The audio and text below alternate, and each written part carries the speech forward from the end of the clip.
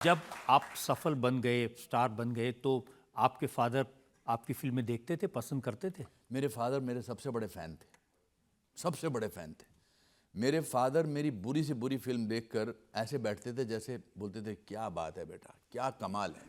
Flight में नहीं जाते थे, उनको फ़्लाइट में जाना अच्छा नहीं लगता था, तो वो ट्रेन से जाते थे। और ट्रेन में बोलते होंगे अपने कंपार्टमेंट में लोगों की कि अनुपम खेर मेरा बेटा है। तो बोले ट्रेन में क्यों जा रहे हो, एक साइकोलॉजिकल फीलिंग होती है लोगों की। तो मुझे रात को 2-2:30 बजे फ़ोन आता था पिताजी का, यार ये बिट्टू, मेरा घर का नाम बिट्टू है, यार ये बिट्टू, ये मेरे साथ मल्होत्रा साहब बैठे हैं, ये यकीन ही नहीं कर रहे तू मेरा बेटा है, तू बात कर। बात करूं अभी? हाँ जी, हाँ जी, कौन बोल रहा है? मैंने कहा अनुपम खेर। हमें कैसे पता? डायलॉग सुनाओ। रात को 2:30 बजे मैं राणा विश्व Pratap Singh, doctor dang creates war, doctor dang को आज पहली बार किसी ने थप्पड़ मारा है, इस थप्पड़ की गूंज सुनी तूने, अब जब तक तुम जिंदा रहोगे इस गूंज की गूंज तुम्हें सुनाई देगी, ठीक है? हाँ जी, अब पता लग गया कि आप अनुपम खेर ही हो। मेरे फादर पास एक संदूक था, उस संदूक में किसी को इजाजत नहीं थी कि वो संदूक देखें। वो एक टिन का संदूक होता था ना पुराने जमाने में, तो वो मेरी माँ पूछती थी इसमें क्या कहते? नहीं नहीं नहीं नहीं, इसको नहीं बताना। फिर जब उनकी मृत्यु हुई 10 फरवरी 2012 को, तो हमने डिसाइड किया कि अब इस संदूक का क्या करना है। तो मेरी माँ ने कहा नहीं, मैं देखना चाहती हूँ कि इसमें रखते क्या थे।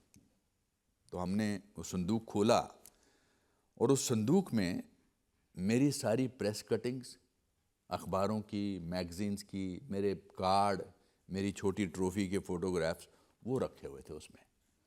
और वो बुरे से बुरे रिव्यू को भी अंडरलाइन करते थे, अनुपम खेर, जहाँ नाम होता था उसको अंडरलाइन करते थे। तो ये था मेरे फादर की मोहब्बत मेरे लिए, मैं क्या बोलूँ।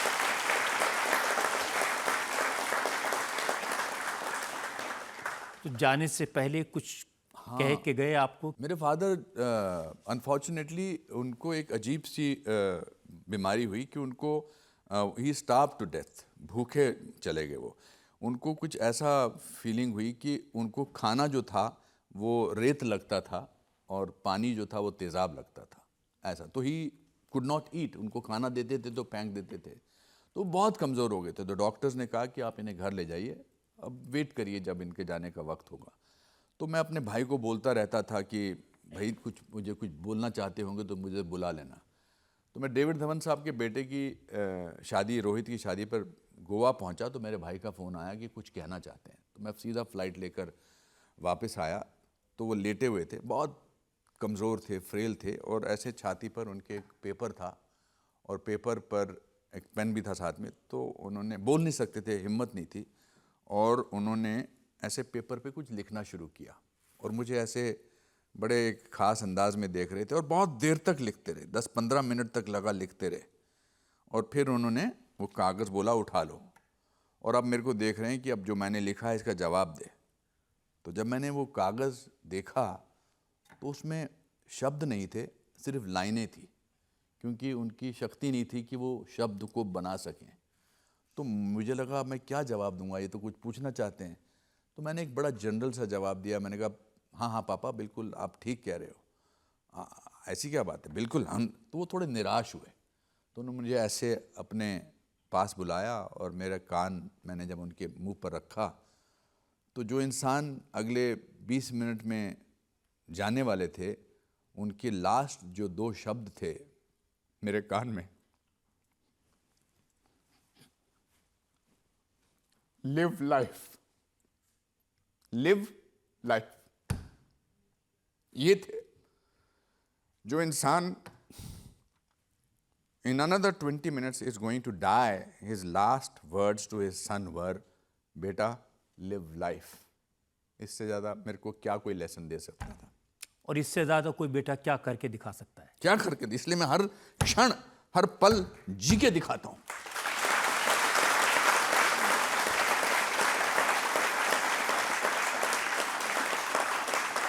आपकी ये भावनाएं समझी जा सकती हैं। पिता को याद करके क्या दर्द, क्या तकलीफ होती नहीं, है। मतलब जाने से पहले इतना बड़ा लेसन दिया मुझे।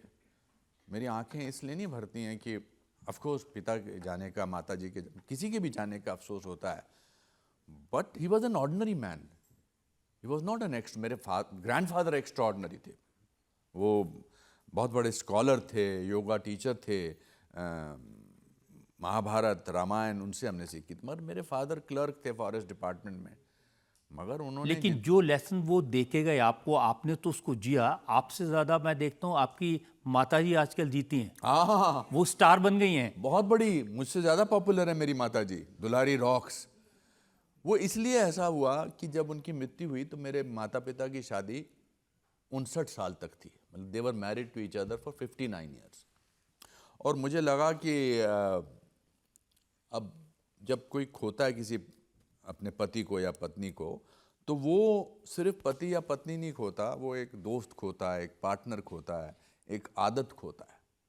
मैंने सोचा अब मेरी माँ कितने साल कैसे रहेगी मेरे माँ बाप, मेरे पिताजी के बगैर। तो फिर मैंने माताजी के साथ वीडियोस बनाने शुरू किए।